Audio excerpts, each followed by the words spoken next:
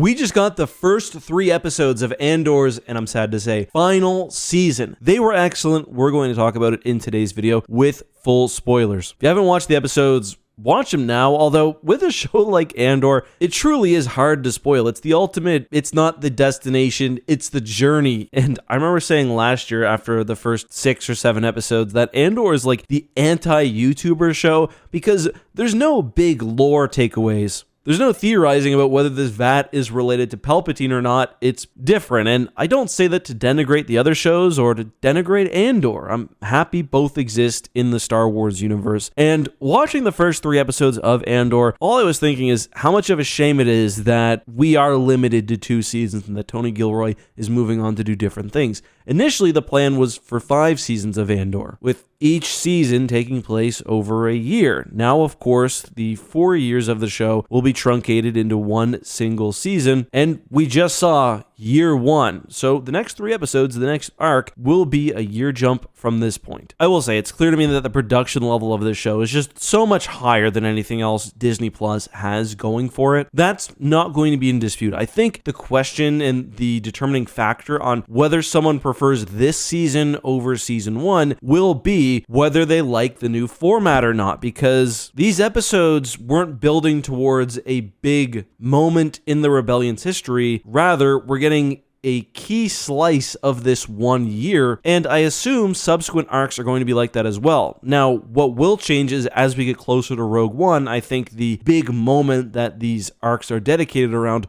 will be more and more explosive, perhaps literally in terms of the Gorman massacre. But what we do have is just so expertly crafted, and that's what I feel most watching Andor. Even more than season 1, this show is super impressive when it comes to visuals, not just the size of the sets and how they use them, but even little things like the unique props they make for just little moments. Anyway, I really do like that the thing which was so heavily advertised, the theft of the TIE Avenger, we get it right within the first 20 minutes or so. I like Cassian's interaction with that Imperial turncoat. The escape also was a lot of fun. So cool that we've got the TIE Avenger now in Star Wars canon. It goes all the way back to the TIE Fighter video games. I've talked about it on the channel many times, so seeing it in live action is really cool. One thing which I also appreciate, and this has nothing to do with Andor really, we hear so often about TIE variants having missile launchers or rocket launchers, but where do they fit? You never usually see them attached to the wings. The TIE Avenger has that detail. As Cassian fired rounds off, you could see that he had less ammo in reserve. I really liked that detail. The weakest part of this arc, however, I thought was Cassian landing on Yavin. Thankfully, it was relatively short. It was only like a quarter or a fifth of 2 episodes, but it just wasn't compelling. It was like the same conflict told over and over again. I knew those characters weren't going to be consequential. The reveal that they were on Yavin 4 was fairly fun, but other than that, I could have done without that. I think the time could have been spent better. What we have right now, the time with Andor, is really precious. Spend it in better ways. The other arcs I thought were really good. First of all, we have the ex-Ferrixians, Ferrix folk, the people from Ferrix on the new planet. And this is just a glimpse at the ever more authoritarian empire sticking their nose in and just bothering people. And yeah, on the surface, it looks like, oh, they're just checking for people without the right documentation. Well, that's fine. That's the law, isn't it? Well, the empire made the law, for one.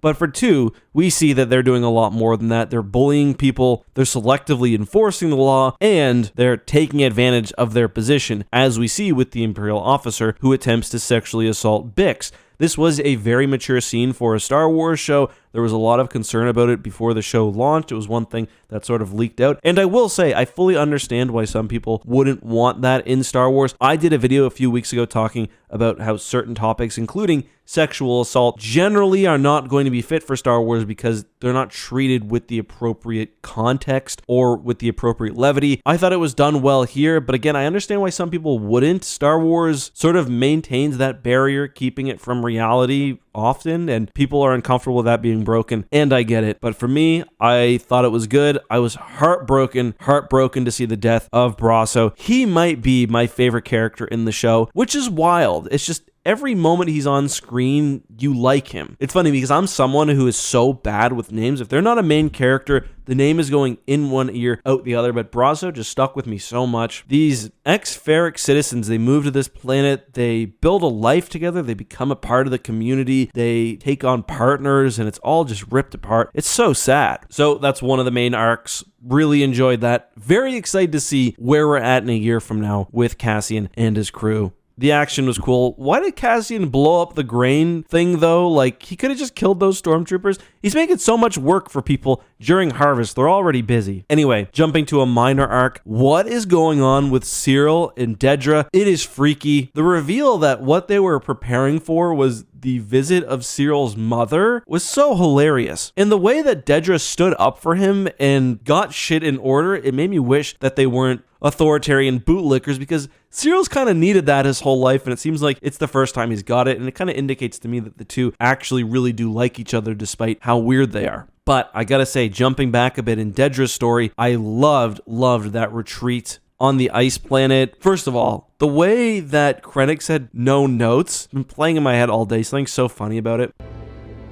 No notes? But to me, that nailed what the Empire is like, casually describing how to either wipe a people out or facilitate the exploitation of their planet. Dedra goes from worrying about that to Syril's mother. I was also thinking while watching this, I really want to play a Dark Forces style game where you infiltrate this base. I suppose the other main plot line was the wedding on Chandrilla. Really nice to visit Chandrilla, actually, although we are off in sort of the Mothma country estate. The only time I remember visiting there before was in Rogue Squadron for the N64. One of my favorite levels, by the way, probably because it's easy. But that plot was so interesting to me. Mothma is becoming quickly overwhelmed. I don't know whether she was drugged at the end. I think more than that, she was just overcome by anxiety, but just I love the pressures being put on her. At first, I was like, what does Tay want? And I realized he's just pissed. Like, he just feels angry. He thinks he's gotten a raw deal. Now he sees someone flaunting all this wealth around while he's personally been on the hook. His marriage is also failing. He's seeing a marriage be made. I think there's probably also a hint of jealousy there with or towards Mothma, but I loved the reveal of it being Cinta who was picking him up, because she's like the most brutal person we know in the Rebel Alliance. He's about to have a really bad day. He's probably going to be thrown out an airspeeder.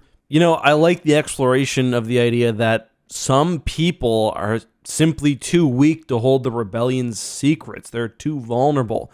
And I also liked the comment towards Mothma from Luthen, where he basically says how nice it must be to not know what has to be done. But yeah, seeing the intermingling of these different people, some who know of the rebellion, most who don't, I think it's part of what makes this show great. And it's dialogue and the handling of characters that Andor just does so much more competently than anything else in Star Wars right now. And yes, we do get a Rakatan reference. 25,000 years ago, the Rakatans apparently claimed Chandrilla as their own, and funny enough, that lines up exactly with their story in Star Wars Legends. So, good on you, Tony. Good on you. Anyway, excellent start to the season. Some weakness in that one arc, which, again, was pretty short. I'm digging the format so far, but I'm really curious to see how I feel once the season has finished. I expect we've yet greater heights to reach, but I guess we'll see. Anyway, those are my thoughts, guys. Let me know yours down below.